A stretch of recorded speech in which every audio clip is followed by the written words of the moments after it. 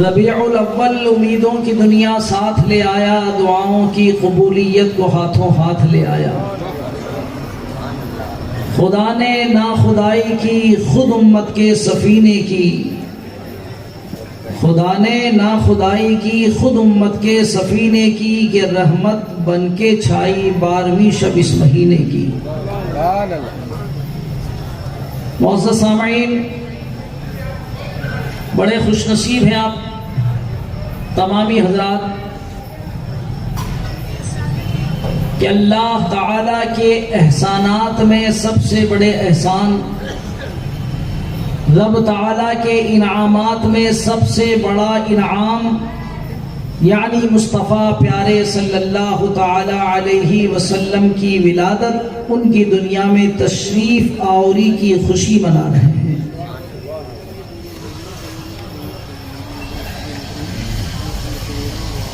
رب تعالیٰ فرماتا ہے وَأَمَّا بِنِعْمَةِ رَبِّكَ فَحَدِّثْ، جو نعمت میں نے تمہیں دی ہے اس کی چرچا کرو۔ اور دوسری جگہ رب فرماتا ہے وَإِن تَعُدُّوا نِعْمَةَ اللَّهِ لَا تُحْصُوهَا، اگر تم میری نعمتوں کو گننا چاہو تو گن ہی نہیں سکتے۔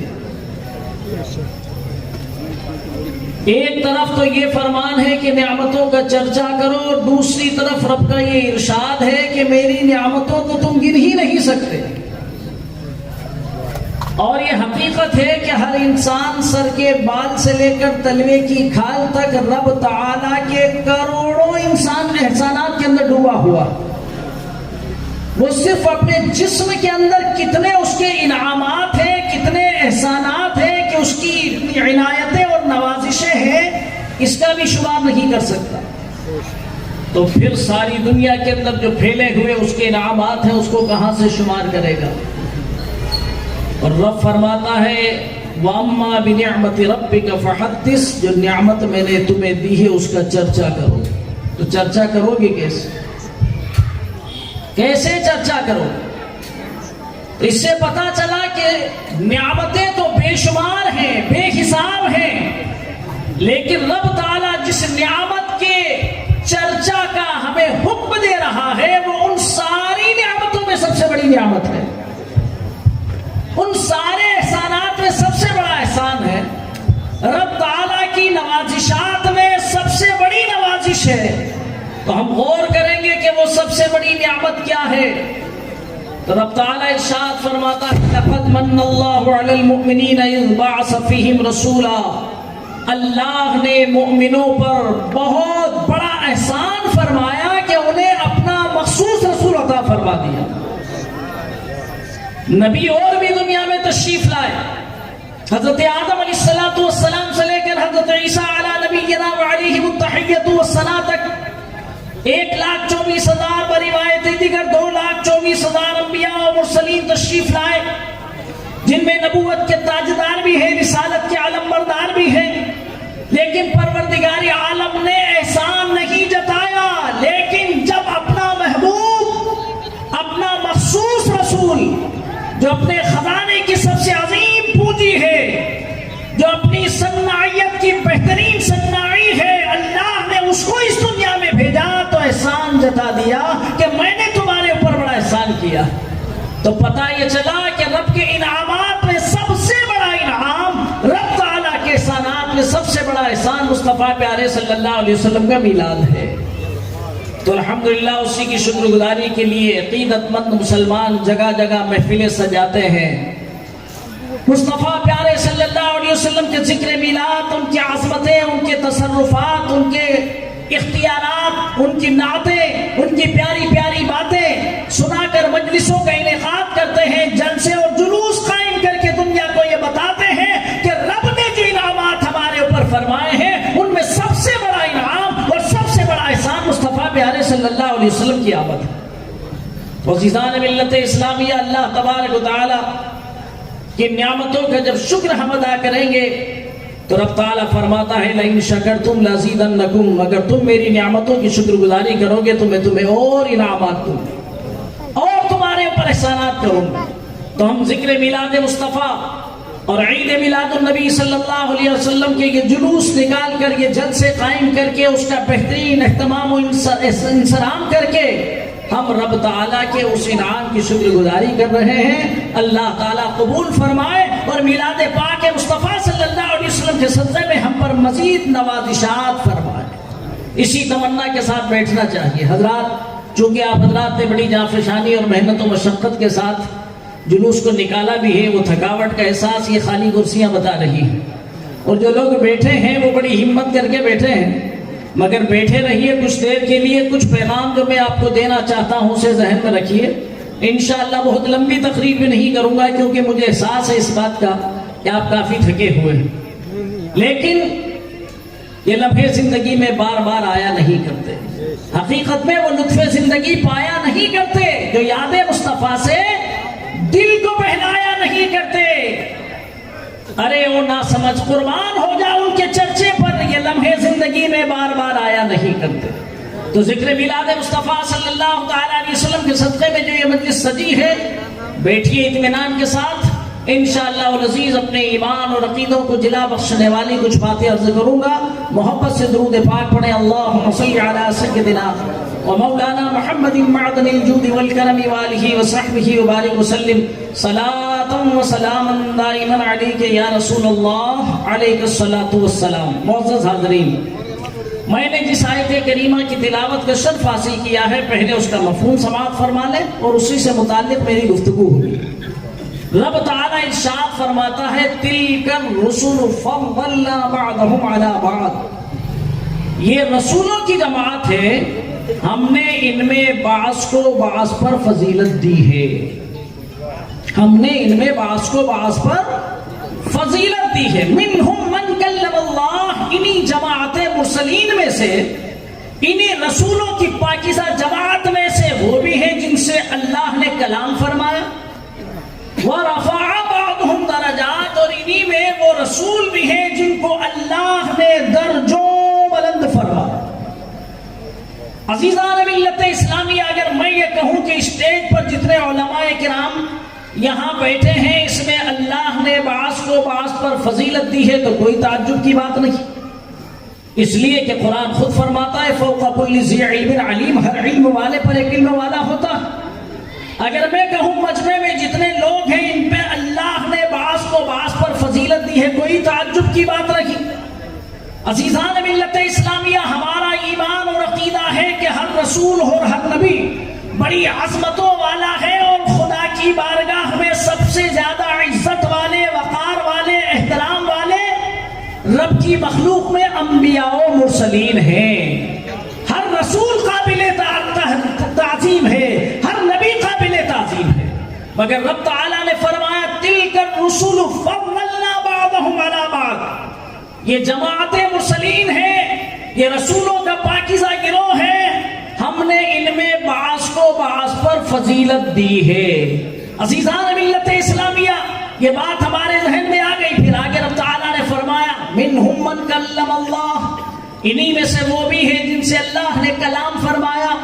اگر آپ علماء کرام کی تقریریں سنتے ہیں، دینی کتابوں کا مطالعہ کرتے ہیں، تو فوراً آپ کا ذہن چلا جائے گا کوہ طور کے اوپر کہ جماعت مرسلین میں وہ رسول، وہ مقدس ہستی جس سے اللہ نے شرف ہم کلامی سے نوازا، جس سے اللہ نے کلام فرمایا، وہ حضرت موسیٰ علیہ السلام کی ذات مقدسہ ہے۔ یعنی جماعت مرسلین میں یہ ان کی انفرادی خصوصیت ہے کہ اللہ نے ان سے کلام فرمایا، اللہ نے انہیں کوہ طور پر بلا کر براہ راست ان سے کلام فرمایا، ورنہ ہر نبی کے پاس، ہر رسول کے پاس فرشتہ آتا تھا اور اللہ کا پیغام لے کر کے آتا تھا، مگر حضرت موسیٰ علیہ السلام کو اللہ نے یہ خصوصیت عطا فرمائی کہ رب نے ان سے کلام فرمایا۔ بات سمجھ میں آ گئی؟ یہاں حضرت موسیٰ علیہ السلام کا تذکرہ ہو رہا ہے۔ پھر آگے فرمایا وَرَفَعَ بَعْضُهُمْ دَرَجَاتٍ، انہی رسولوں کی جماعت میں ایک ایسا برگزیدہ بھی ہے،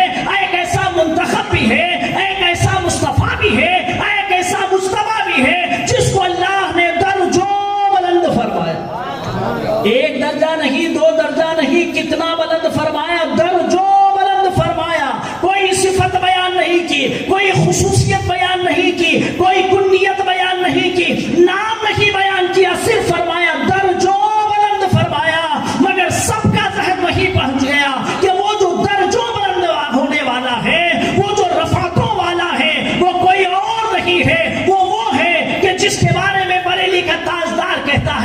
عرش والے تیری شوکت کا علو کیا جانے، خسروا عرش پہ اڑتا ہے بھریرا تیرا۔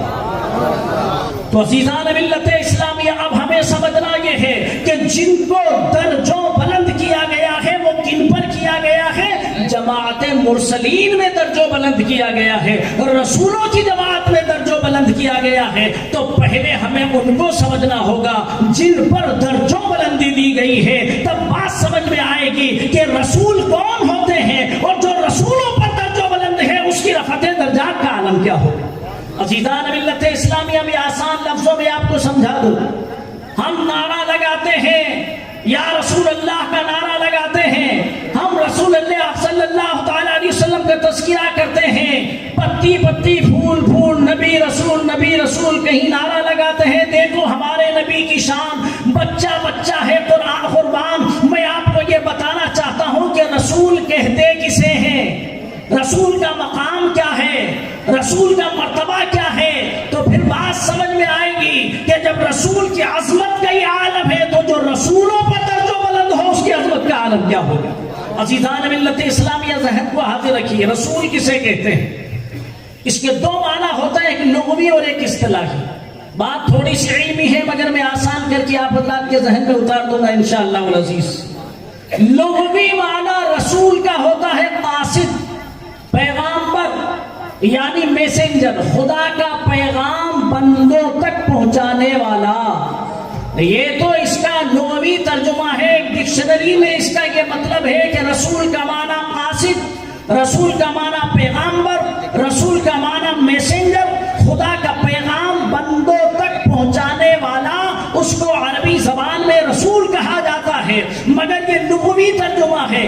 اصطلاح شرع میں، شریعت کی بولی میں رسول کی ڈیفینیشن یہ ہے کہ وہ مقدس بندہ جس کو اللہ نے نئی کتاب اور نئی شریعت دے کر بندوں کی ہدایت کے لیے مبعوث فرمایا ہو۔ آپ ذہن حاضر رکھیے، نبی نئی کتاب اور نئی شریعت لے کر کے نہیں آتا، بلکہ اپنے ما قبل رسول کی شریعت کا پرچارک ہوتا ہے، اسی کتاب کا تلاوت کرنے والا، انہی احکام پر لوگوں کو دعوت دینے والا ہوتا ہے۔ رسول وہ ہوتا ہے جو نئی کتاب لے کے آتا ہے، نئی شریعت لے کر کے آتا ہے۔ مثال کے طور پر حضرت موسیٰ علیہ السلام تورات لے کر کے آئے، شریعت موسوی لے کر کے آئے۔ حضرت عیسیٰ علیہ السلام انجیل لے کر کے آئے، شریعت عیسوی کو انہوں نے نافذ کیا۔ تو رسول وہ ہوتا ہے جو نئی کتاب اور نئی شریعت لے کر دنیا میں تشریف لاتا ہے اور بندوں کو رب کے احکامات بندوں کے اوپر نافذ کرتا ہے، ان کے اوپر ایک نئی شریعت کا نفاذ کرتا ہے۔ عزیزان ملت اسلامیہ، رسول کا معنی کیا ہے؟ رسول کا معنی آپ کے سمجھ میں آ گیا؟ اب سنیے، قرآن رسول کی عظمت کو بیان فرماتا ہے، اللہ یصطفی من الملائکۃ رسلا ومن الناس۔ اللہ تعالیٰ فرشتوں اور انسانوں میں سے جس کو چاہتا ہے منصب رسالت کے لیے چن لیتا ہے۔ کن میں سے چنتا ہے؟ فرشتوں میں سے اور انسانوں میں سے۔ اللہ یصطفی من الملائکۃ رسلا ومن الناس، رسول اللہ تعالیٰ سارے انسانوں میں سے اور سارے فرشتوں میں سے جس کو چاہتا ہے منصب رسالت کے لیے چن لیتا ہے۔ اب آپ اس چن لینے کے مطلب کو سمجھ لیجئے کہ جب چننے والا چنتا ہے تو کس کو چنتا ہے؟ بے عیب کو چنتا ہے، کمال والے کو چنتا ہے، خوبی والے کو چنتا ہے، ڈیفیکٹیو کو نہیں چنتا، ناقص کو نہیں چنتا۔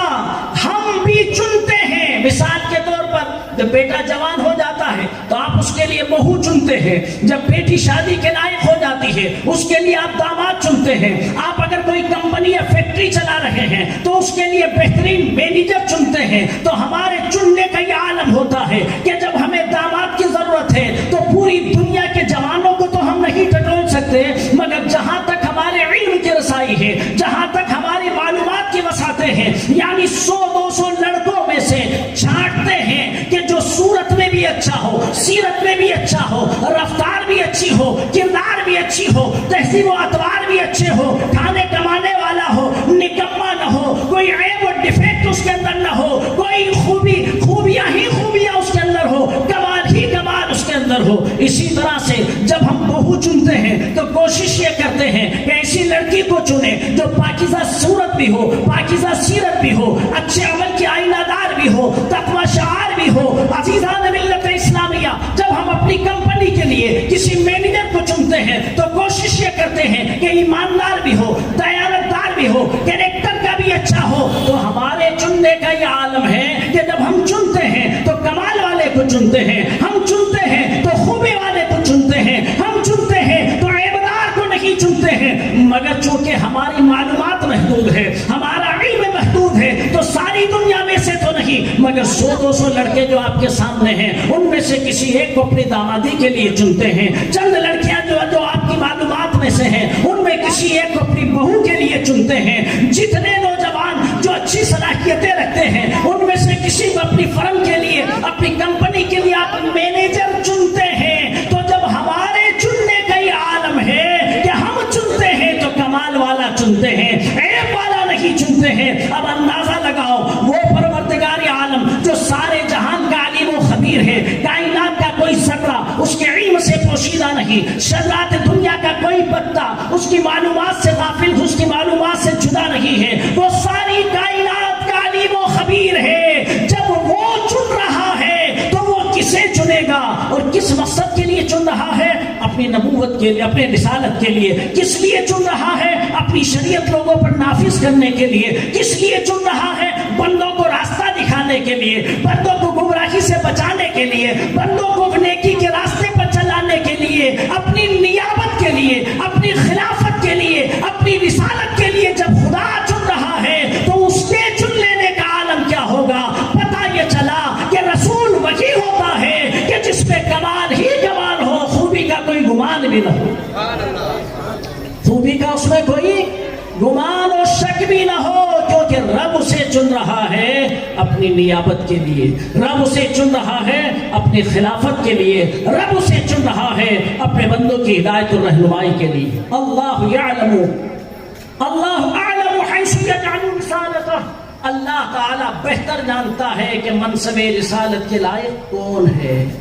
اب بات سمجھ میں آ گئی کہ رسول اللہ کا سلیکٹڈ پرسن ہے، اس کے اندر کوئی کمی، کوئی نقص اگر تلاش کر رہا ہے تو اس کے ایمان میں نقص ہے، اس کی ذات میں نقص ہے، اس کی سوچ میں نقص ہے، اس کے نظریے میں نقص ہے، اس کے عقیدے میں نقص ہے۔ خدا کے چنے ہوئے میں کوئی نقص نہیں ہو سکتا۔ عزیزان ملت اسلامیہ، یہ تو بات رہی تمام رسولوں کی، لیکن اللہ تعالیٰ فرماتا ہے واللہ ولیکن اللہ یجتبی من رسولہ من یشاء، مگر اللہ تعالیٰ انہی جماعت مرسلین میں سے کسی ایک کو مخصوص طریقے سے چن لیتا ہے۔ ساری مخلوق میں سے رسولوں کو چنا، سارے انسان اور فرشتوں میں سے رسولوں کو چنا، اور پھر جماعت مرسلین میں سے کسی ایک کو اپنی محبوبیت کے لیے چن لیا۔ تو بتاؤ، جو سارے رسولوں میں سے چنا گیا ہو وہ اللہ تعالیٰ کا کتنا مکرم بندہ ہوگا، کتنا معظم بندہ ہوگا، کتنا محبوب بندہ ہوگا اور کتنا کمال والا بندہ ہوگا۔ جبھی تو اعلیٰ حضرت فرماتے ہیں وہ کمال حسن حضور ہے کہ گمان نقص جہاں نہیں، یہی پھول خار سے دور ہے، یہی شمع ہے کہ دھواں نہیں۔ تو عزیزان ملت اسلامیہ، اب بات سمجھ میں آ گئی کہ وہ منتخب رسول، وہ مجتبی رسول، وہ مصطفیٰ رسول جنہیں جماعت مسلمین سے چنا گیا ہے، وہ کوئی اور نہیں ہے بلکہ وہ گلشن رسالت کا سب سے حسین پھول، ہمارے اور تمہارے رسول مقبول، ہادی سبل، ختم الرسل، مولائے کل، انیس الغریبین، رحمت للعالمین، جناب احمد مصطفیٰ محمد مصطفیٰ صلی اللہ تعالی علیہ وسلم کی ذات مقدسہ ہے۔ عزیزان ملت اسلامیہ، اللہ کا ہم پر کتنا بڑا کرم ہے، کتنا بڑا احسان ہے۔ کیوں نہیں ہم جشن میلاد منائیں؟ کیوں نہیں نبی کی آمد کے اوپر مرحبا کے ترانے گنگنائیں؟ کیوں نہیں نبی کی آمد کے اوپر دن کو ہم عید میلاد النبی کہیں کہ اللہ نے اپنے خزانے کی سب سے عظیم پونجی اللہ تبارک و تعالیٰ نے ربیع الاول کی 12 تاریخ کو ہمیں عطا فرما دی، اور ایسا افضل رسول عطا فرمایا کہ جس کی بارگاہ میں ہم جھوم جھوم کر کے اعلیٰ حضرت کی زبان میں یہ کہتے ہیں کہ سب سے اولا و اعلیٰ ہمارا نبی، سب سے بالا و والا ہمارا نبی، خلق سے اولیاء، اولیاء سے رسول اور رسولوں سے اعلیٰ ہمارا نبی۔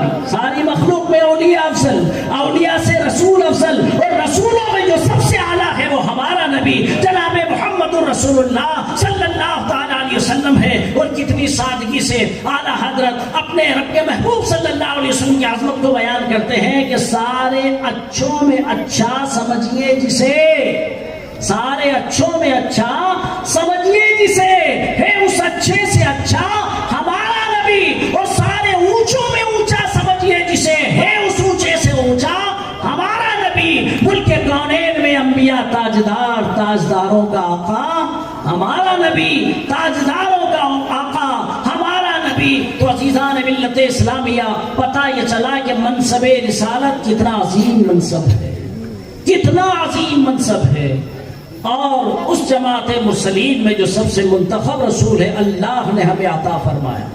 اسی لیے احسان جتاتے ہوئے فرما دیا لقد من اللہ علی المؤمنین، تحقیق کے مومنوں پر اللہ نے بڑا احسان فرمایا کہ انہیں اپنا محبوب عطا فرما دیا۔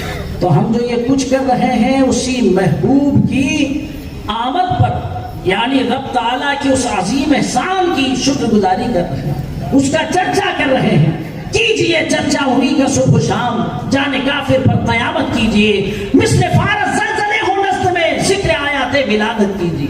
تو عزیزان ملت اسلامیہ، بات سمجھ میں آ گئی کہ رسول کتنا عظیم مرتبے والا ہوتا۔ اب اگر کوئی رسول کو رسول بھی مانے اور اس میں نقص تلاش کرے، رسول کو رسول مانے اس میں خامیاں تلاش کرے، تو اس کی مثال ایسی ہے کہ وہ برف کو برف تو مان رہا مگر اسے ٹھنڈا نہیں مان رہا، گلاب کو گلاب تو مان رہا اس میں خوشبو نہیں مان رہا، آگ کو گرم تو مان رہا ہے، آگ کو آگ تو مان رہا ہے مگر اس میں گرمی نہیں مان رہا ہے، تو گویا کہ وہ آگ ہی کا انکار کر رہا ہے، گویا کہ وہ برف کی ٹھنڈکی کا انکار کر رہا ہے۔ جو رسول میں نقص تلاش کر رہا ہے تو گویا کہ اس کے منصب رسالت ہی کا انکار کر رہا ہے، اور جو ان کی منصب رسالت کا انکار کر دے، ہزار بار اقرار توحید کرے، کبھی مومن نہیں ہو سکتا۔ اس لیے ہمارا ایمان ہمیں یہی پیغام دیتا ہے کہ انہیں جانا، انہیں مانا، نہ رکھا غیر سے کام، للہ الحمد میں دنیا سے مسلمان گئے۔ تو عزیزان ملت اسلامی، اب بات سمجھ میں آ گئی ہوگی کہ رسول کسے کہتے ہیں۔ رسول خدا کا سلیکٹڈ پرسن ہوتا ہے، رسول خدا کا چنا ہوا بندہ ہوتا ہے، اور سارے انسانی برادری میں اور سارے فرشتوں کی برادری سے جو سب سے اعلیٰ، سب سے افضل ہوتا ہے اسے منصب رسالت کے لیے چنا جاتا ہے۔ آپ کہیں گے رسول تو سارے انسانوں ہی میں ہوئے ہیں، فرشتوں میں کہاں رسول ہوئے ہیں؟ تو علماء کرام اس کو اچھی طرح سے سمجھا دیں گے کہ فرشتوں میں بھی رسول ہوئے ہیں، مگر ان کا کام خدا کا پیغام صرف نبیوں تک پہنچا دینا ہے، جیسا کہ حضرت جبرائیل علیہ السلام اور بنی آدم میں لباس بشریت میں جو رسول تشریف لائے، جو کتاب لے کر کے آئے، جو شریعت لے کر کے آئے، ان کا کام یہ ہوتا ہے کہ وہ رب کے احکام کو بندوں پر نافذ کرتے ہیں، بندوں پر لاگو کرتے ہیں، بندوں سے عمل کرواتے ہیں، ان سے پریکٹیکل کرواتے ہیں۔ فرشتوں میں جو رسول ہیں ان کا کام صرف خدا کا پیغام نبیوں تک پہنچا دینا ہے، مگر جو رسول دنیا میں لوگوں کی اصلاح کے لیے مبعوث ہوئے ان کا کام اس شریعت کو نافذ بھی کرنا ہے اور لوگوں سے اس پر عمل بھی کروانا ہے۔ اس لیے جماعت مرسلین میں جو لباس بشریت پہن کر کے تشریف لائے ان کے مراتب جو ہے ملائکہ مرسلین سے بھی زیادہ افضل و اعلیٰ۔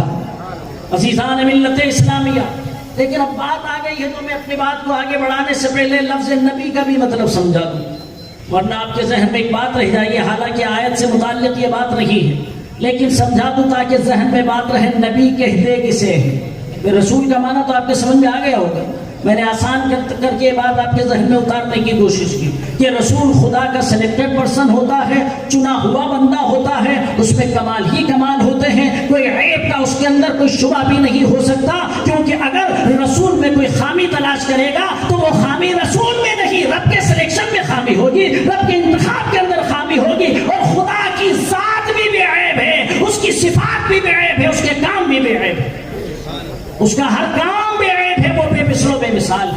تو عزیزان ملت اسلامی، اب ذرا نبی کے بارے میں بھی چند لفظ کر کے اپنی بات کو پورا کرتا ہوں اور اپنے مضمون کی طرف واپس پلٹتا ہوں۔ نبی کسے کہتے ہیں؟ نبی کسے کہتے ہیں؟ نبی کا مطلب اللہ کا وہ برگزیدہ بندہ جس پر اللہ نے وحی نازل فرمائی اور بندوں کی ہدایت کے لیے اسے مبعوث فرمایا۔ یہ اصطلاح شرع میں نبی کی ڈیفینیشن ہے۔ نبی کسے کہتے ہیں؟ اللہ کا وہ بندہ جس کو اللہ نے اپنے بندوں کی ہدایت کے لیے مبعوث فرمایا اور اس پر وحی نازل فرمائی اور اس کے ہاتھوں پر معجزات کا ظہور فرمایا۔ یہ بھی یاد رکھیں کہ ڈپلیکیٹ نبی بھی ہوئے، آج بھی ہیں اور قیامت تک ہوں گے، کیونکہ سرکار صلی اللہ علیہ وسلم نے فرمایا کہ 40 دجال ہوں گے جو نبوت کا جھوٹا دعویٰ کریں گے، اور جو سب سے بڑا دجال ہوگا ایک آنکھ والا، جب قیامت قریب آئے گی وہ آئے گا تو وہ تو ان کا سپر ہے، وہ تو خدائی کا دعویٰ کرے گا، یہ تو نبوت کا دعویٰ کرے گی۔ چنانچہ سرکار صلی اللہ تعالی علیہ وسلم کے فرمان کے مطابق سرکار جیسے ہی تشریف لے گئے، مسیلمۃ الکذاب نے جھوٹی نبوت کا دعویٰ کر دیا، اس کے بعد اوروں نے بھی جھوٹی نبوت کا دعویٰ کیا، مرزا بہاؤاللہ نے کیا، محمد علی باب نے کیا، اوروں نے بھی کیا، ماضی قریب کے اندر جو ہے قادیان سے مرزا غلام قادیانی نے کیا، اور ابھی پتہ نہیں مر گیا کہ وہ فنار ہو گیا ہے، شکیل بن حنیف نے بھی نبوت کا دعویٰ کر رکھا، اور ہندوستان میں اپنا مشن اس نے پھیلا رکھا ہے، دربھنگا کا رہنے والا وہ بھی چالو کر رہا ہے، اپنی نبوت کا دعویٰ کر رہا۔ تو عزیزان ملت اسلامیہ، جھوٹے دعوے دار نبوت کے ہوئے ہیں اور ہوں گے، مگر یاد رکھیے نبی کی ڈیفینیشن اچھی طرح ذہن میں رکھ لیجئے، نبی وہ ہوتا ہے جو بندوں کی ہدایت کے لیے مبعوث کیا گیا ہو، اللہ نے اس پر وحی بھیجی ہو۔ وحی کا مطلب خدا کا پیغام جو فرشتہ لے کر کے آتا ہو، تو 3 باتیں ہونا چاہیے، بندوں کی ہدایت کے لیے مبعوث کیا گیا ہو، دوسرا یہ کہ اس کے پاس وحی یعنی خدا کا پیغام آتا ہو، اور تیسری بات یہ ہے کہ وہ معجزات بھی دکھاتا ہو۔ اگر یہ تینوں صفات نہیں تو وہ نبی نہیں ہو سکتا۔ تو پنجاب کے جھوٹے نبوت کے دعوے دار نے نبوت کا جھوٹا دعویٰ تو کر دیا، مگر معجزات ہی کا انکار کر دیا کیونکہ دکھا ہی نہیں سکتا تھا۔ تو عزیزان ملت اسلامی، آپ یاد رکھیے نبی اسے کہتے ہیں جس پر اللہ تبارک و تعالیٰ نے وحی نازل فرمائی، فرشتہ اس کے پاس اپنا پیغام لے کر کے آیا، جس کے ہاتھوں پر اللہ نے معجزات کو دکھایا اور اللہ نے بندوں کی ہدایت کے لیے اس کو مبعوث فرمایا۔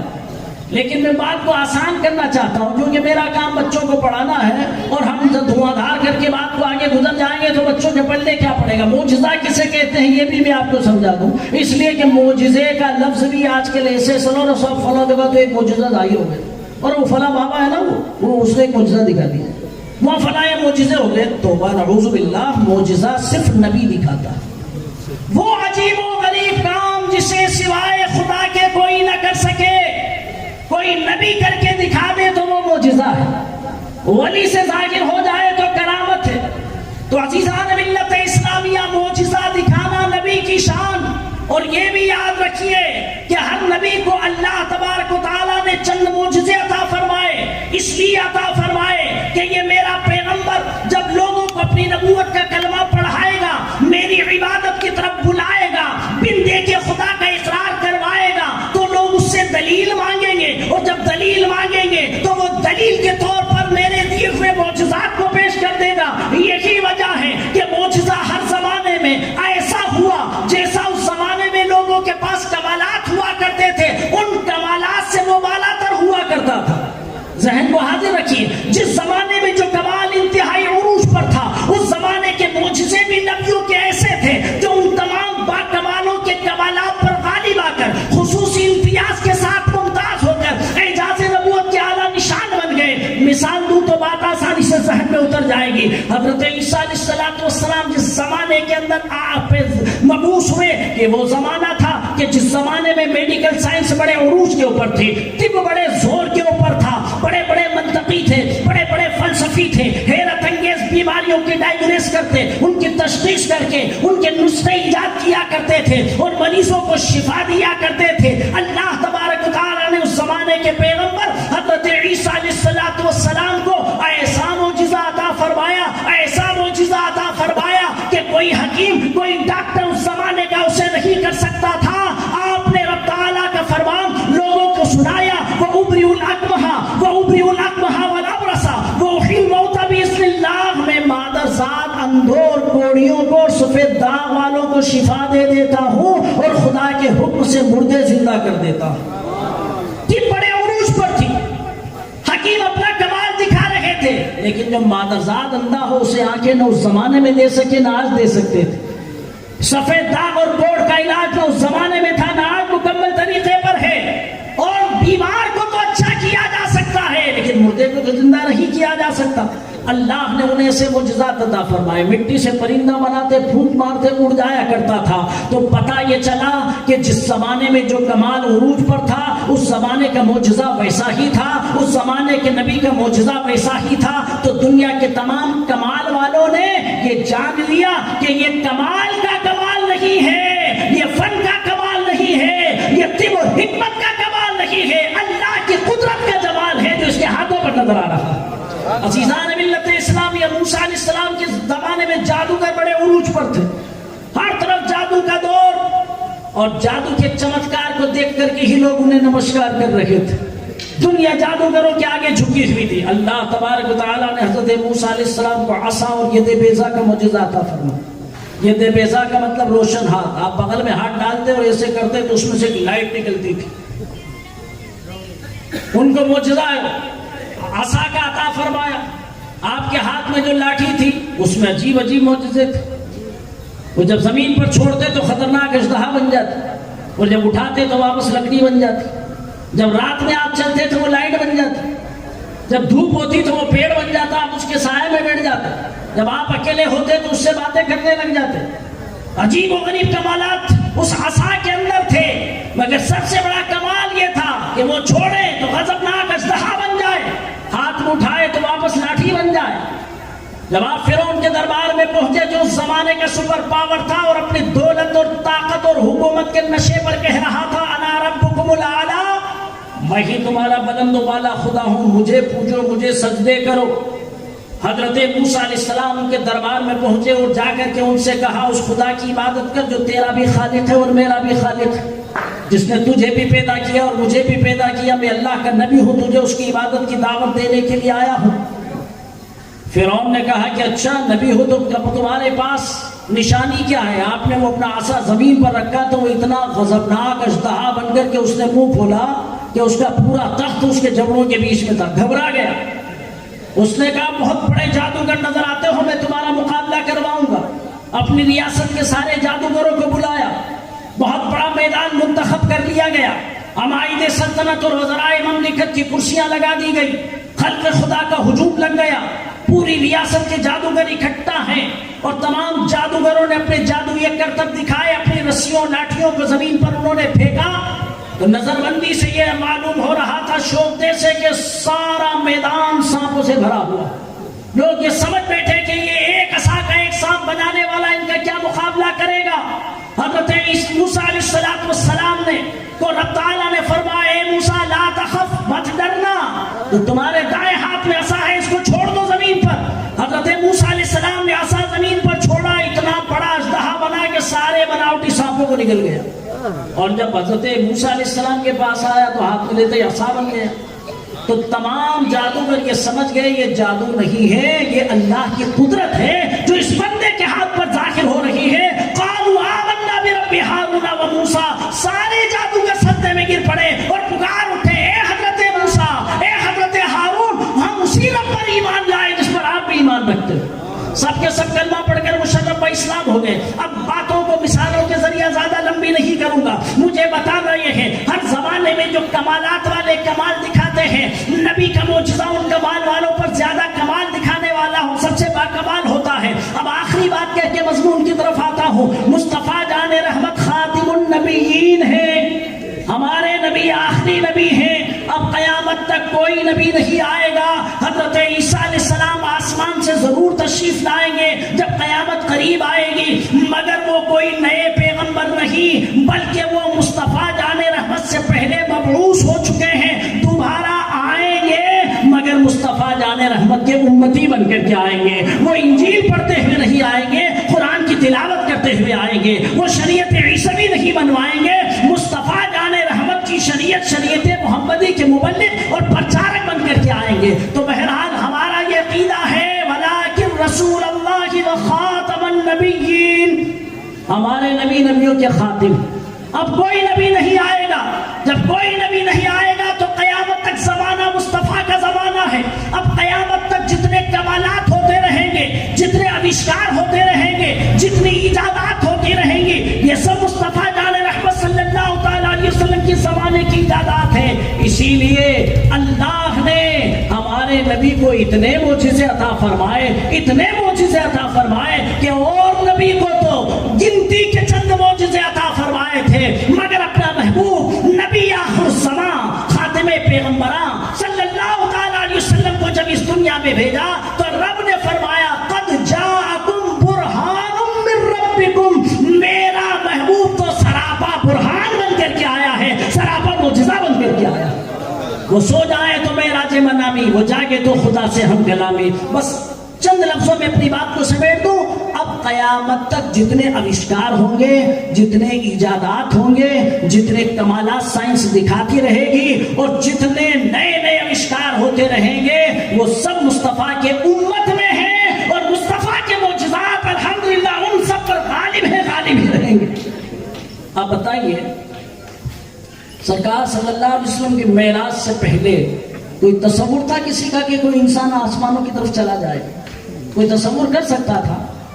مگر شاعر مسجد کہتا ہے معراج کی پر تبصرہ کرتے ہوئے کہ پتہ چلا ہی یہ معراج مصطفی سے ہمیں کہ عالم بشریت کی زد میں ہے گردوں، مصطفیٰ جان رحمت آسمانوں کی بلندیوں کے اوپر تشریف لے گئے، رب نے انہیں معراج عطا فرمائی، سبحان الذی اسریٰ بعبدہ، اور رفتار کا یہ عالم تھا کہ سرکار فرماتے ہیں کہ براق جو سواری مجھے جنتی لینے کے لیے آئی تھی، اس کا ہر قدم حد نگاہ تک ہوا کرتا، حد نگاہ تک اس کا قدم ہوا کرتا تھا۔ اب سائنس ترقی کر کے کتنا ہی تیز رفتار راکٹ بنا لے، مگر مصطفیٰ کی رفتار کا مقابلہ نہیں کیا جا سکتا۔ آج دنیا میں حیرت انگیز انکشافات ہو رہے ہیں، ہم یہاں بیٹھے ہیں، امریکہ میں کیا ہو رہا ہے وہ دیکھ رہے ہیں، مگر اللہ نے اپنے محبوب کو ایسا کمال عطا فرمایا کہ مسجد نبوی میں بیٹھے اور صحابہ اکرام سے جنگ موتا کا لائیو ٹیلی کاسٹ فرما رہا ہے۔ آپ کو دیکھا منظر بیان فرما، اے لوگوں دیکھو زید بن حارثہ نے پرچم اسلام کو اٹھایا مگر وہ شہید ہو گئے، اب پرچم حضرت عبداللہ حضرت جعفر نے اٹھایا ہے مگر وہ بھی شہید ہو گئے، اب حضرت عبداللہ ابن رواحہ کے ہاتھوں میں پرچم اسلام آیا مگر وہ بھی شہید ہو گئے، اب پرچم اسلام خالد بن ولید کے ہاتھوں میں ہے مگر اللہ نے انہیں فتح عطا فرما دی۔ مصطفیٰ جان رحمت آنکھوں دیکھا منظر بیان فرما رہے ہیں، چشمان مبارک سے اشک بہہ رہے ہیں، صحابہ سن رہے ہیں، کوئی اعتراض نہیں کر رہا ہے کہ اے اللہ کے پیغمبر آپ یہاں بیٹھے ہیں، موتا یہاں سے بہت دور ہے، آپ وہاں کا آنکھوں دیکھا حال کیوں بیان فرما رہے ہیں؟ وہ جانتے ہیں کہ نبی آتا ہی غیب کی خبریں دینے کے لیے۔ تو عزیزان ملت اسلامیہ، میں نبی کی ڈیفینیشن آپ کو بتا رہا تھا کہ نبی کی ڈیفینیشن یہ ہے کہ جس کو اللہ تبارک و تعالیٰ نے بندوں کی ہدایت کے لیے مبعوث فرمایا، اسے معجزات عطا فرمائے اور اس پر وحی نازل فرمائی۔ لیکن لفظی معنی بھی سمجھا دوں تو عظمت نبوت انشاءاللہ اور ذہن میں اتر جائے گی۔ اب علماء کرام یہاں بیٹھے ہیں، یہ میری رہنمائی فرماتے رہیں گے، اور اگر کہیں غلطی ہوئی تو یہ میری نماز میں بھی لقمہ دے سکتے ہیں تو یہاں لقمہ کیوں نہیں دے سکتے ہیں؟ نبی، اب اس کو ذرا گرامیٹیکل فارمولے سے دیکھیں تو نبیون یہ فعیلون کے وزن پر ہے، صاحب مدارک التنزیل نے لکھا ہے نبی جو ہے نبیون صفت مشبہہ کا صیغہ ہے، فعیلون کے وزن پر ہے نبیون، اور صاحب مدارک التنزیل فرماتے ہیں کہ یہ لفظ یا تو نبوون سے مشتق ہے یا نباون سے مشتق ہے۔ آپ اپنے ذہن کو بوجھل مت بنائیے، میں بالکل انشاءاللہ ہلکا کر کے آپ کے ذہن میں اتار دوں گا۔ لفظ نبی یا تو نبوون سے بنا ہے، تو نبوون کا معنی ہوتا ہے بلندی، نبوون کا معنی بلندی، اور نبیون کا معنی ہوا بلندی والا، بلندی دیا ہوا۔ نبیون کا معنی ہوا بلندی والا یا بلندی دیا ہوا، یا یہ لفظ نباؤن سے مشتق ہے جس کا مطلب ہوتا ہے خبر دینے والا، خبر دیا ہوا۔ الحمدللہ یہ چاروں معنی نبی کی ذات میں علی وجہ الکمال پائے جاتے ہیں۔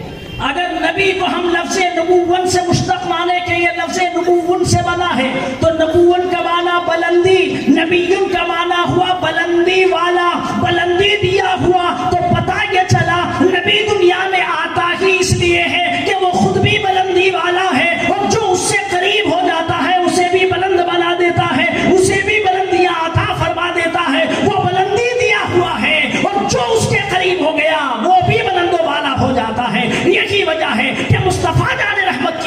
میں عرب کے جاہل آئے وقت کے عالم بن گئے، ذرے تھے تو رشک آفتاب بن گئے، قطرے تھے تو بحر بیکرا بن گئے، ارے رہزن تھے دنیا کے رہبر بن گئے۔ دنیا پکار اٹھی، کس نے قطروں کو ملایا اور صحرا کر دی، کس نے ذروں کو ملایا اور صحرا کر دیا، کس نے قطروں کو ملایا اور دریا کر دیا۔ قدرتیں جو راہ پر اوروں کے ہادی بن گئے، کیا نظر تھی جس نے مردوں کو مسیحا کر دیا، ایک ارب نے آدمی کا بول بالا کر دیا، خاک کے ذروں کو ہمدوش سریا کر دیا۔ ارے قدرتیں جو راہ پر اوروں کے ہادی بن گئے، کیا نظر تھی جس نے مردوں کو مسیحا کر دیا۔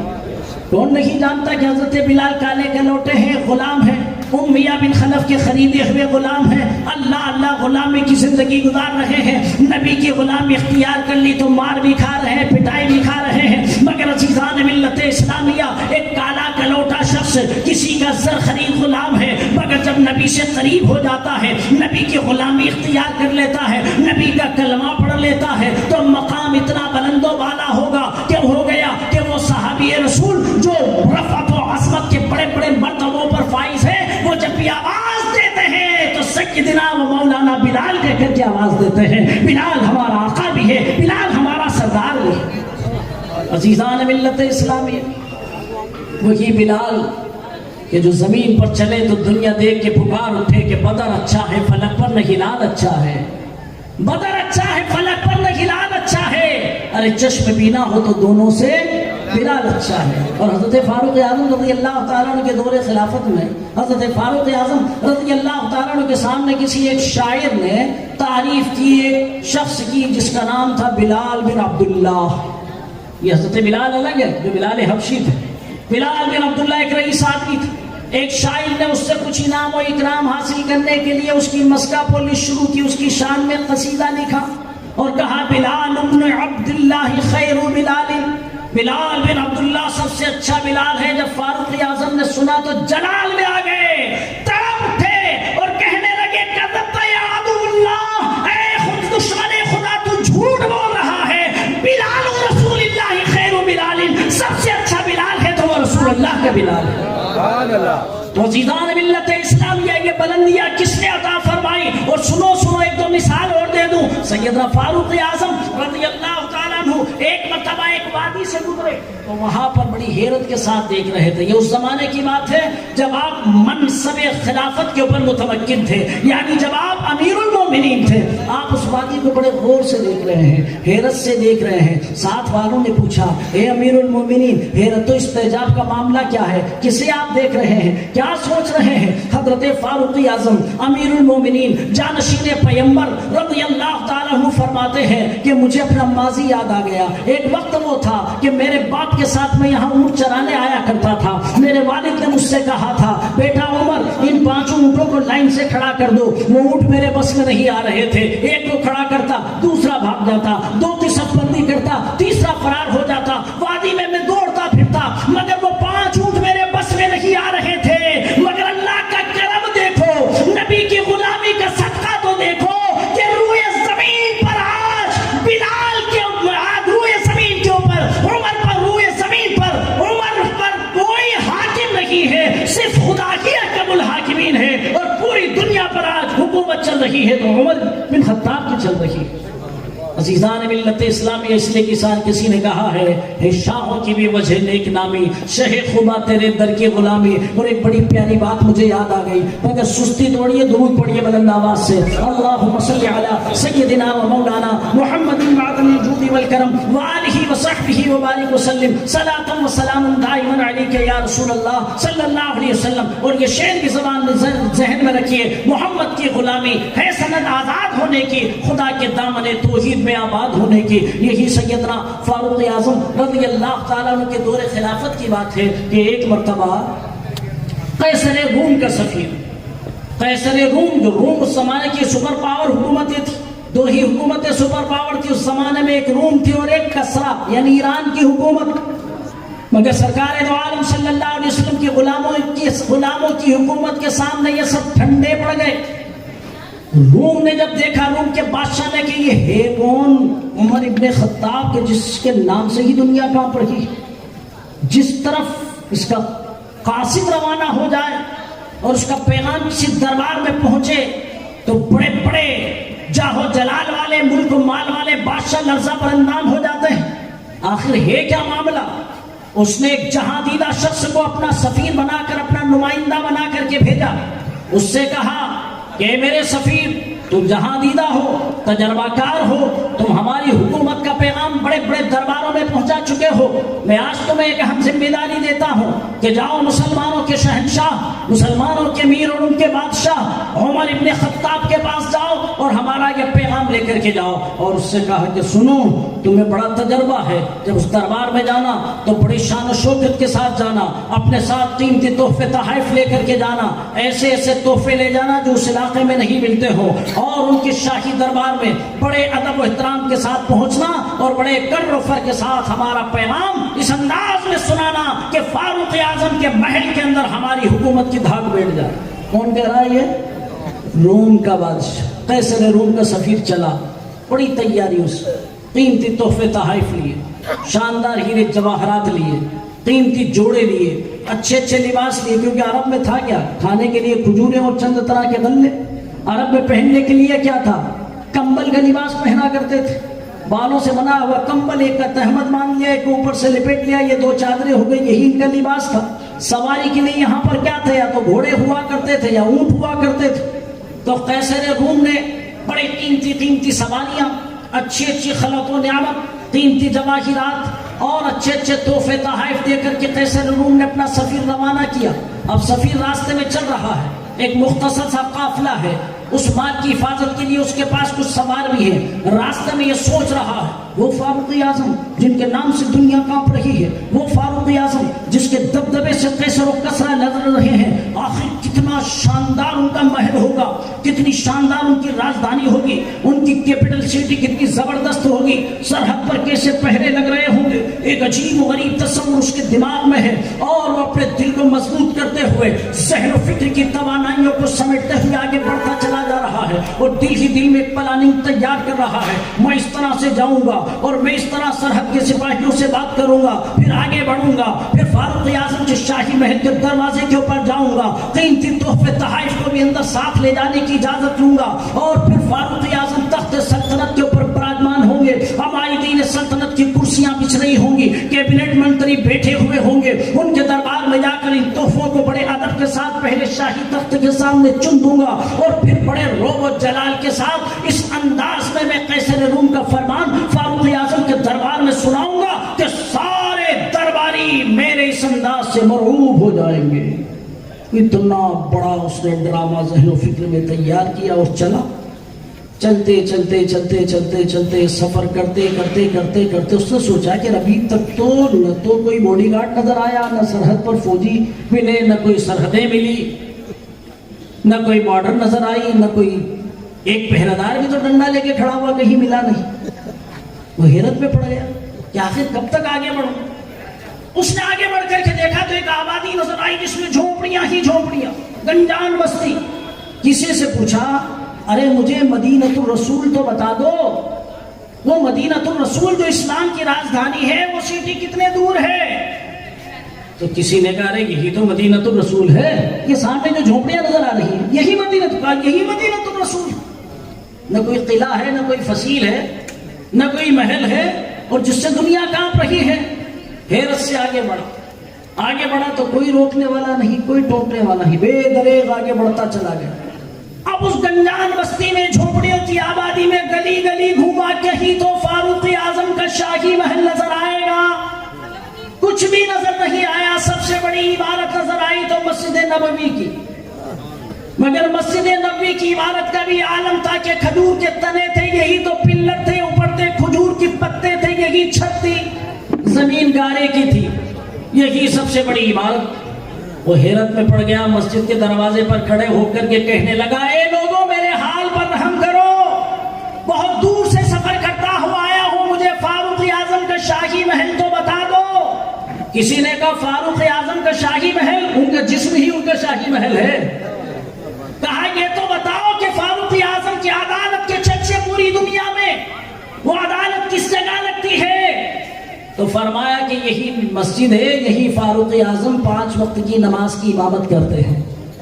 اور نماز کے بعد یہی بیٹھ کر کے مقدمات کی سنوائی ہوتی ہے، اور یہیں سے چوروں کے ہاتھ کاٹنے کا فرمان جاری کیا جاتا ہے، یہی قصاص میں قاتلوں کو قتل کرنے کے فرمان جاری کیے جاتے ہیں، یہیں سے شادی شدہ اگر زنا کر بیٹھے تو اسے سنگسار اور رجم کرنے کی سزائیں، اور جو بھی اسلامی حدود ہیں یہی سے ان کا نفاذ ہوتا ہے کہ اچھا یہی عدالت ہے اور یہاں کے امام صاحب یہ سارے فیصلے کرتے ہیں۔ آج تو امام صاحب کو ہم نے سب سے چھوٹا درجہ دے رکھا ہے کہ اس سے کمزور تو کوئی سماج کا فرد ہی نہیں۔ یہ ہے مسجد نبوی کے امام جناب فاروق اعظم۔ اس نے کہا اے اللہ کے بندوں میرے حال پہ رحم کرو، ان تحفوں کو مجھے فاروق اعظم تک پہنچانا ہے اور قیصر روم کا میسج بھی دینا ہے، مجھے یہ بتاؤ وہ کہاں ہے۔ ایک عورت ادھر سے گزر کر کے جا رہی تھی جو کسی باغ میں کام کرتی ہوئی آئی ہوگی، اس نے کہا فاروق اعظم ایک باغ کے نیچے، ایک باغ میں ایک پیڑ کے نیچے لیٹے ہوئے ہیں، دوپہر کا قیلولہ فرما رہے ہیں، جب نماز کا وقت ہوگا تو آ جائیں گے۔ اب یہ شخص ادھر ہی چل پڑا، دیکھا تو فاروق اعظم ایک پیڑ کی چھایا میں کچی زمین پر اپنے ہاتھ کا تکیہ لگا کر کے دوپہر کا قیلولہ فرما رہے ہیں۔ قیلولہ عربی کا لفظ ہے، اس کا معنی ہوتا ہے دوپہر میں لیٹنا، کھانا کھا کے تھوڑی دیر لیٹ جانا۔ یہ سنت ہے نبی پاک صلی اللہ علیہ وسلم۔ سرکار صلی اللہ علیہ وسلم فرمایا کہ قیلولہ کو لازم پکڑ لو کہ یہ شب بیداری میں مدد کرتا ہے، تہجد میں اٹھنے والوں کے لیے مددگار۔ تو یہ قیلولہ سنت ہے، فاروق اعظم قیلولہ فرما رہے ہیں۔ کیسے فرما رہے ہیں؟ کچی کوری زمین، لیٹے ہوئے ہیں، کوئی فرش نہیں ہے، کوئی چٹائی نہیں، کوئی دری نہیں، ہاتھ کا تکیہ لگا ہوا ہے، ایک پیڑ کی چھائے میں آرام فرما رہے ہیں۔ قیصر روم کا سفیر حیرت سے دیکھتا ہے کہ یہی ہے کیا مسلمانوں کا سپر پاور، جس سے روم کانپ رہا ہے، کسرا کانپ رہا ہے، کیا ہے اس کے پاس؟ نہ کوئی باڈی گارڈ ہے، نہ کوئی اسلحہ ہے، نہ کوئی ہتھیار ہے، نہ کوئی پہرے داری ہے، نہ تجھ کو احتشام ہے، نہ محل ہے، نہ ٹھاٹ باٹ ہے، کیا ہے کہ جس سے دنیا کانپ رہی ہے؟ وہ آگے بڑھا، مگر قیصر روم کا سفیر کا بیان ہے کہ جو قدم آگے بڑھاتا تھا دل کی دھڑکن تیز ہوتی جا رہی تھی، جتنا قریب چلا جاتا تھا ایسا لگتا تھا کہ پاؤں بوجھل ہو گئے۔ وہ اپنے آپ کو سنبھالا دے رہا تھا، اپنی توانائیوں کو سمیٹ رہا تھا کہ ہے کیا اس نہتے شخص کے پاس کہ جس سے دنیا گھبرا رہی ہے، مگر اس نے اپنی توانائیوں کو سمیٹا، وہ قریب گیا اور جیسے ہی فاروق اعظم کے چہرے پر نظر پڑی اب تو دل کی گھبراہٹ بڑھ گئی۔ آخر اس نے فیصلہ کیا کہ دنیا والوں سن لو، اس کے پاس جو جلال ہے، اس کے پاس جو روب ہے، جو دبدبا ہے، وہ طاقت کا نہیں، فوج کا نہیں، اسلحہ کا نہیں ہے، بلکہ ان کے پاس جو بھی دبدبا ہے وہ صداقت کا دبدبا ہے، ایمانداری کا دبدبا ہے، نبی کی سچی غلامی کا دبدبا ہے۔ وہ معزز تھے زمانے میں مسلمان بن کر، آج ہم خاک ہوئے تاریخ قرآن بن کر۔ محمد کی غلامی ہے سند آزاد ہونے کی، خدا کے دامن توحید میں آباد ہونے کی۔ اس نے دنیا کو یہ پیغام دے دیا کہ ان کے پاس جو سطوت ہے، ان کے پاس جو روب ہے، جو ان کے پاس جلال ہے، وہ جلال صداقت کا دلال ہے، دیانت کا جلال ہے، اور نبی پاک صلی اللہ علیہ وسلم کے سچے غلامی کا جلال ہے۔ عزیزان ملت اسلامیہ، نبی کا معنی ہے بلندی دینے والا، بلندی والا۔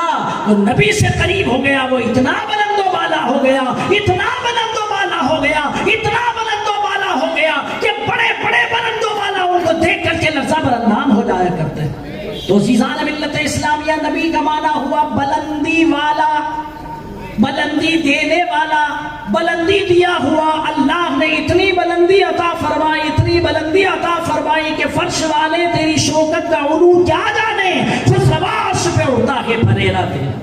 اور اگر نبی کو نباؤن سے مشتق مان لیں تو نباؤن کا معنی ہوتا ہے خبر، نباؤن کا معنی خبر، اور نبیون کا معنی ہوا خبر دینے والا اور خبر دیا ہوا، خبر دینے والا اور خبر دیا ہوا۔ اب بتائیے نبی کس چیز کی خبر دیتا ہے؟ کیا نبی یہ خبر دیتا ہے کہ فلاں شہر میں یہ گھٹنا ہو گئی؟ بھئی یہ کام تو انٹیلیجنسی کا ہے، یہ کام تو خبر رساں ایجنسیوں کا ہے، یہ کام تو اخبار کے سنوادداتاؤں کا ہے، وہ خبر دیتے ہیں۔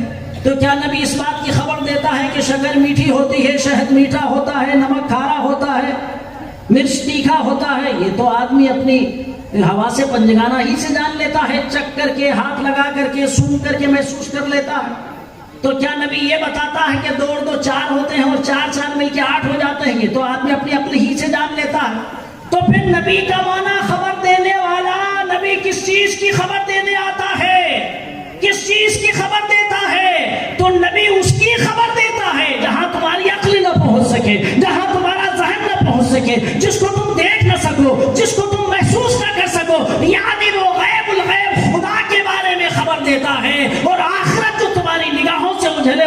بارے میں خبر دیتا. تو نبی کا مطلب اب بات سمجھ میں آ گئی. نبی کا معنی کیا ہوا؟ غیب کی خبر دینے والا. ورنہ خبریں تو سب دے رہے ہیں نا, ٹی وی میں خبر دے رہا ہے, اخبار میں خبر دے رہا ہے. کسی نے اب تک اس کا نام نبی رکھا کیا؟ کیونکہ نبی فرش پہ رہتا ہے, عرش کی خبر دیتا ہے. نبی زمین پہ چلتا ہے, زمین کے اندر کی خبر دیتا ہے. نبی ایسا غیب دا ہے کہ وہ غیب الغیب خدا کے بارے میں خبر دیتا ہے. جبھی تو اعلیٰ حضرت ہمیں عقیدہ دیتے ہیں اور کوئی غیب کیا تم سے نہاں ہو بھلا, جب میں خدا کی چھپا تم پہ کروڑوں دوں. اور دوسری جگہ فرماتے شش جہر سمت و مقابل, شب و روز ایک ہی حال.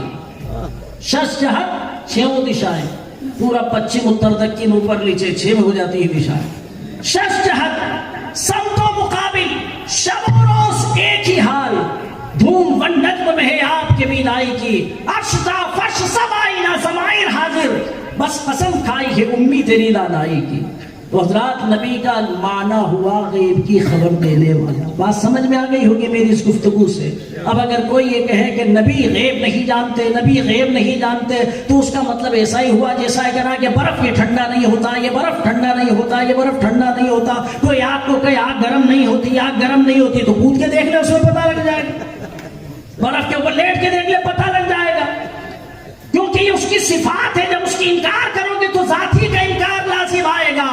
نبی آتا ہی دنیا میں غیب کی خبر دینے کے لیے ہے, اور یہ وہ سچائی ہے جس کا اعتراف سب نے کیا ہے. آپ دارالعلوم میں جائیے, جامعہ صوفیہ میں جائیے, وہاں جائیے, کہیے کہ عربی کی ڈکشنری دکھائیے, تو یہ مصباح اللغات کھول کر کے آپ کو بتائیں گے کہ رات میں ایک مولانا کوٹا سے آئے تھے جو نبی کا معنی غیب کی خبریں دینے والا بتا رہے تھے. یہ تو بریلوی لوگ ہیں, ایسے ہی باتیں کرتے ہیں, ہمیں تو ڈکشنری میں بتائیے کیا ہے. تو اس ڈکشنری کا رائٹر بھی مولوی عبدالحفیظ بلیاوی ہے. وہ لکھتا ہے نبی کا معنی ہوتا ہے الہام الہی سے غیب کی خبریں دینے والا. حق وہ ہے جو سر چڑھ کر بولے. مگر سنو, یہ عقیدہ امام اہل سنت نے ہمیں دیا, یا ایھا النبی انا ارسلناک شاہدا ومبشرا ونذیرا. آپ نے ترجمہ کیا, اے غیب کی خبریں دینے والے, ہم نے تجھے حاضر و ناظر بنا کر کے بھیجا. نبی کا معنی نبی کر دیا تو یہ ٹرانسلیشن ہوا ہی گا. وہ نبی عربی کا لفظ ہے تو اس کا بھی تو ٹرانسلیشن کرو. لیکن جب ٹرانسلیشن کریں گے تو لکھنا پڑے گا غیب کی خبر دینے والا, اور ادھر نبی کو نبی بھی مان رہے ہیں, غیب کی خبر بھی کا بھی انکار کر رہے ہیں. تو خود کی بدعقیدگی کا پردہ اپنے آپ چاک ہو جائے گا. تو عزیزان ملت اسلامیہ, بہرحال یہ میرا موضوع بھی یہ لفظ نہیں تھا, مگر رسول اور نبی دو لفظ ایسے ہیں جو کثرت سے ایک ساتھ بولے جاتے ہیں, اس لیے میں نے دونوں کی تشریح کر دی. رب فرماتا ہے تلک الرسل فضلنا بعضهم علی بعض, یہ رسولوں کی جماعت ہے, ہم نے ان میں بعض کو بعض پر فضیلت دی ہے. منہم من کلم اللہ, ان میں سے وہ بھی ہے جن سے اللہ نے کلام فرمایا. ورفع بعضهم درجات, اور ان میں بعض وہ ہیں ان میں وہ بھی ہیں جن کو اللہ نے درجوں بلند فرمایا. حضرت موسیٰ علیہ السلام کو اللہ تعالیٰ نے کوہ طور پر بلا کر شرف ہم کلامی سے مشرف فرمایا, اور اپنے محبوب کو قرب خاص میں بلا کر شرف ہم کلامی سے مشرف فرمایا. کوہ طور پر رب سے ہم کلام ہونا معراج موسوی ہے, اور عرش سے بالا لامکان میں جا کر کے رب تعالیٰ سے شرف ہم کلامی حاصل کرنا یہ معراج مصطفی ہے. دونوں معراجوں میں کتنا فرق ہے, بس اتنا ہی سمجھ لو کہ کوہ طور حضرت موسیٰ علیہ السلام کا مقام معراج ہے, اور پہاڑ کتنا ہی اونچا ہو جائے مگر وہ زمین ہی کا تو ایک حصہ ہے. تو حضرت موسیٰ علیہ السلام کا مقام معراج زمین, اور مصطفیٰ جان رحمت کا مقام معراج عرش اعظم, بلکہ یوں کہ یہ لامکان. خرد سے کہہ دو کہ سر جھکا لے, وہاں سے گزرے گزرنے والے پڑے ہیں یا خود جہد کے لالے, کوئی بتائے کدھر گئے تھے. جس کو مقامی نہیں کہا جا سکتا وہ لامکاں ہے. مگر عزیزان ملت اسلامی, آپ سنیے, تھوڑا سا مزہ لیجئے معراج مصطفی اور معراج موسوی کا. اور یہ شعر بھی یاد رکھیے, ہے کلیم طور موسیٰ ہے شرف یہ بھی مگر, ہے کلیم طور موسیٰ ہے شرف یہ بھی مگر, دم میں سیر لامکا معراج اسرا اور, دم میں سیر لامکا معراج اسرا اور ہے. حضرت موسیٰ علیہ السلام سے اللہ نے کلام فرمایا کوہ طور پر, تو جب رب سے کلام ہوا تو کلیم کی لذت بڑھ گئی، کلیم کی لذت بڑھ گئی، اور جس سے کلام ہو جاتا ہے تو پھر اسے دیکھنے کی چاہت بھی بڑھ جاتی ہے۔ تو حضرت موسیٰ علیہ السلام نے عرض کر دیا ربی ارینی انظر الیک، میرے رب میں تجھے دیکھنا چاہتا ہوں۔ تو جواب کیا ملا؟ لن ترانی، موسیٰ نہیں دیکھ پاؤ گے۔ ادھر سے اصرار ادھر سے انکار، موسیٰ عرض کر رہے ربی ارینی دیکھنا چاہتا ہوں، ادھر سے انکار ہے لن ترانی، موسیٰ نہیں دیکھ پاؤ گے۔ مگر یہ تو بات کلیم کی ہے، حبیب کا معاملہ یہ ہے کہ تبارک اللہ شان تیری، تجھی کو زیبا ہے بے نیازی۔ کہاں تو وہ جوش لن ترانی، ادھر تقاضے وصال کے تھے۔ یہ کلیم کا معاملہ ہے جو کلام کی لذتوں سے بہرور ہو کر کے کہتا ہے اے میرے رب میں تجھے دیکھنا چاہتا ہوں۔ جواب آ رہا ہے نہیں دیکھ پاؤ گے۔ حبیب کا معاملہ یہ ہے کہ بستر ناز پر سو رہے ہیں اور جبرائیل علیہ السلام جنتی سواری لے کر، براق لے کر، 70,000 نوری مخلوق کی فوج لے کر، پوری بارات لے کر معراج کے دولہ کی بارگاہ میں عرض کرتے ہیں ان ربک مشتاق بلقائک، اے رب کے محبوب اللہ آپ سے ملاقات کرنا چاہتا ہے، اللہ آپ سے ملاقات کرنا چاہتا ہے کلیم طور موسیٰ، ہے شرف یہ بھی مگر دم میں سیر اللہ مکہ معراج اسرا۔ اور عزیزان ملت اسلامیہ، حضرت موسیٰ علیہ السلام نے جب عرض کیا مولا ربی ارینی انظر الیک، اے میرے رب میں تجھے دیکھنا چاہتا ہوں، تو جواب ملا کہ لن ترانی۔ حضرت موسیٰ علیہ السلام کوہ طور پر گئے، جب کوہ طور پر گئے تو وہاں اللہ تعالیٰ سے کلام ہوا۔ جب انہوں نے اصرار کیا تو رب نے انکار کر دیا، لیکن موسیٰ کا اصرار بڑھتا ہی چلا گیا، تو اللہ نے اپنے کلیم کا، اپنے جلیل القدر رسول کا دل نہیں توڑا اور فرمایا وَلَكِنِ انظُرْ إِلَى الْجَبَلِ فَإِنِ اسْتَقَرَّ مَكَانَهُ فَسَوْفَ تَرَانِي۔ اے موسیٰ جب تمہاری یہی ضد ہے، یہی اصرار ہے تو اس پہاڑ کی طرف دیکھو۔ وَلَكِنِ انظُرْ إِلَى الْجَبَلِ فَإِنِ اسْتَقَرَّ مَكَانَهُ فَسَوْفَ تَرَانِي، اس پہاڑ کو دیکھو، اگر وہ اپنی جگہ برقرار ہو جائے تو تمہیں میرا دیدار ہو جائے گا۔ پھر کیا ہوا؟ فَلَمَّا تَجَلَّى رَبُّهُ لِلْجَبَلِ جَعَلَهُ دَكًّا وَخَرَّ مُوسَىٰ صَعِيقًا، اللہ نے اس پہاڑ پر اپنی تجلی کی ایک معمولی سی کرن ڈالی، کرن ڈلنا تھی کہ پہاڑ ریزہ ریزہ ہو گیا، جل کر خاکستر ہو گیا، اور موسیٰ علیہ السلام دنیائے ہوش و خرد سے بے نیاز ہو کر استغراقی کیفیت میں پہنچ گئے اور زمین کے اوپر لیٹ گئے۔ فلما افاقہ، جب ہوش آیا تو کہا مولا تو پاک ہے، میں توبہ کرتا ہوں، آج کے بعد تیرے دیدار کا سوال نہیں کروں گا۔ اللہ اکبر، تبارک اللہ شان تیری، تجھی کو زیبا ہے بے نیازی۔ کہاں تو وہ جوش لن ترانی، ادھر تقاضے وصال کے تھے۔ اللہ اللہ، یہاں رب بلا رہا ہے محبوب آؤ، اور اس انداز میں دیدار ہو رہا ہے کہ ما زاغ البصر وما طغى، قرب اتنا کہ ثم دنا فتدلى فكان قاب قوسين او ادنى، اتنے قریب ہوئے کہ دو کمانوں کا یا اس سے بھی کم کا فاصلہ رہ گیا۔ دیدار اس طرح سے ہوا ما زاغ البصر وما طغى، نہ آنکھ جھپکی، نہ پلک جھپکی، نہ آنکھ بہکی، اور فَأَوْحَىٰ إِلَىٰ عَبْدِهِ مَا أَوْحَىٰ، رب نے جو کچھ فرمانا تھا فرمایا۔ مفسرین فرماتے ہیں کیا کیا فرمایا، اس میں بہت ساری روایات۔ علامہ ساوی فرماتے ہیں کہ اللہ تعالیٰ نے اپنے محبوب سے 90,000 باتیں کلام فرمائی، 30 اس میں اسرار تھے، 30 اس میں احکام تھے، اور 30 اس میں کچھ اور باتیں تھیں۔ اللہ 30 اس میں اخبار، 30,000 اس میں اخبار تھے، احکام تھے، اسرار تھے۔ اللہ اکبر اللہ اکبر۔ مگر ہاں اپنی بات کو اختصار کے ساتھ آگے بڑھا دوں اور ایک عقیدے کی بات بھی آپ کو پیش کر دوں۔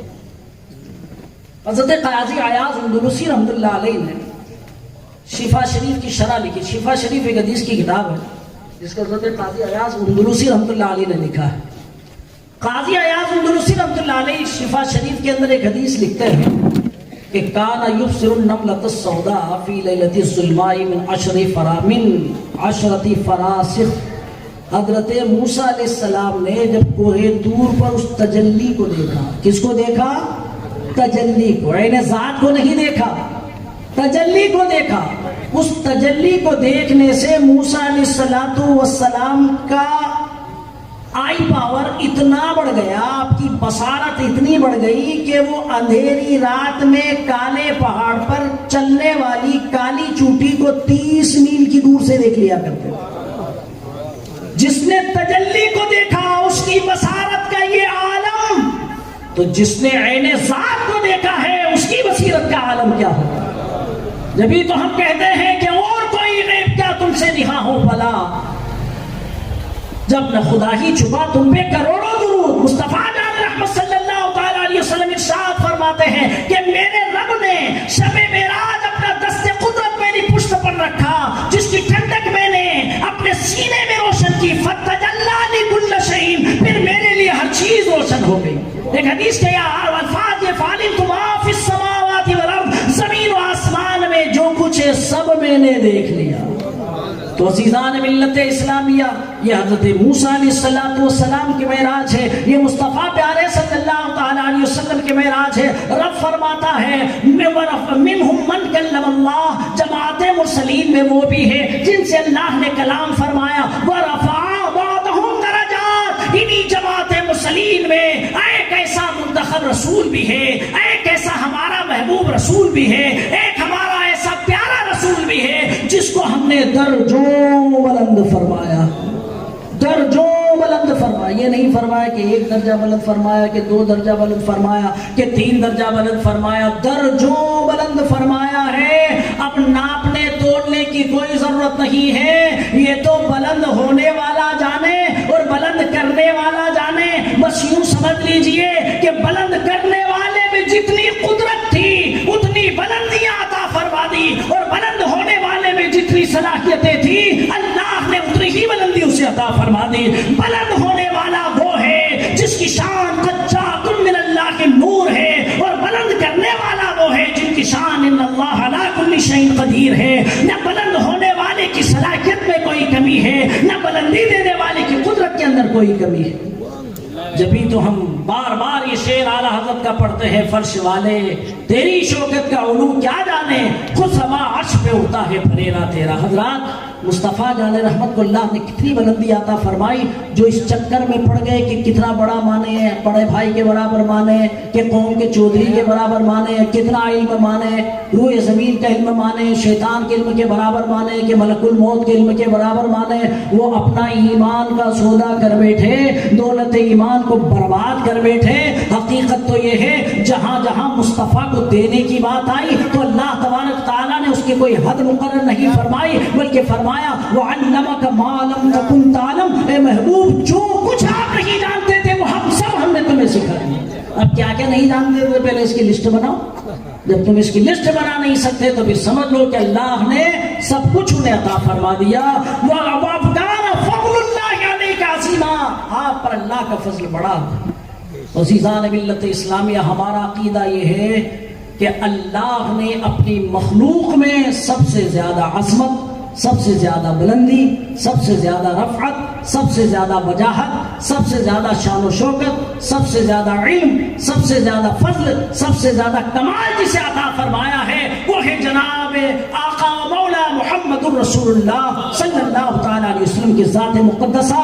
کتنی ہی تعریفیں کرتے رہے، آخر میں یہ کہہ کر کے خاموش ہو جاتے ہیں کہ لا يمكن الثناء كما كان حقه بعد خدا بزرگ توئی قصہ مختصر۔ اے اللہ کے رسول، رب نے آپ کو اتنے کمالات عطا فرمائے ہیں کہ جیسی آپ کی شان ہے اس کا تو حق ادا ہو ہی نہیں سکتا۔ یہ کہہ کر کے خاموش ہو جاتے ہیں کہ خدا کے بعد اگر کوئی سب سے بلند و برتر ذات ہے تو وہ مصطفیٰ جان رحمت صلی اللہ علیہ وسلم کی ذات ہے۔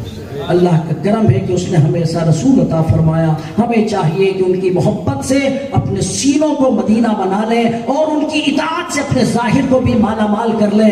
صرف زبانی دعوے سے کام نہیں چلے گا، اپنے کردار سے بتاؤ کہ نبی کا وفادار غلام ہوں، اپنے کیریکٹر سے بتاؤ، اپنے اطوار سے بتاؤ، اپنی تہذیب و تمدن اور گفتار و کردار سے بتاؤ کہ میں نبی کا سچا غلام ہوں، ورنہ خالی یہ محبت کے جھوٹے دعوے تمہیں کسی منزل تک نہیں پہنچا سکتے۔ بس آخری پیغام ہمیں کرنی ہے شہنشاہ وطا کی رضا جوئی۔